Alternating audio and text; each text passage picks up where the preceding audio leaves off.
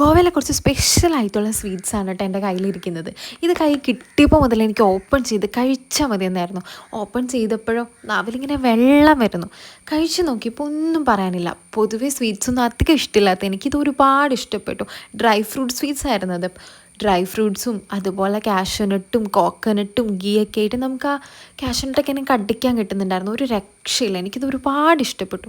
Second one വന്നിട്ട് പിസ്താവാടി എന്ന് പറഞ്ഞൊരു സ്വീറ്റായിരുന്നു. പിസ്തയും ജെറിയും കോക്കനട്ടും ഗീയൊക്കെ ആയിട്ട്. പക്ഷെ ഒരുപാട് എനിക്ക് ഇഷ്ടപ്പെട്ടു എന്ന് പറയാൻ പറ്റില്ല. ഓക്കെ ആയിരുന്നു, ടേസ്റ്റ് ഉണ്ട്.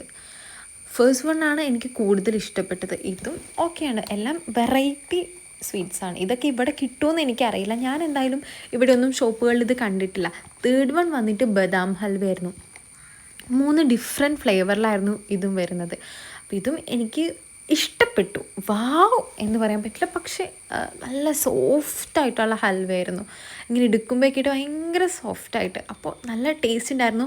ഷുഗറൊന്നും ഒരുപാട് ഇല്ല. അപ്പോൾ അതുകൊണ്ട് അടിപൊളിയായിട്ടുണ്ടായിരുന്നു.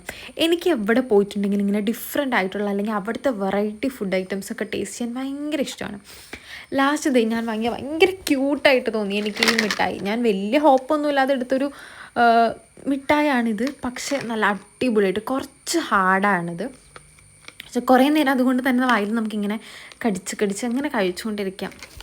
നല്ല ടേസ്റ്റ് ഉണ്ടായിരുന്നു. അതെന്തായാലും നമുക്കിങ്ങനെ കുറച്ച് കഴിയുമ്പോഴത്തേക്ക് ഇങ്ങനെ മെൽട്ടായിട്ടിരിക്കും. സോ അതും എനിക്ക് ഭയങ്കര ഇഷ്ടപ്പെട്ടു.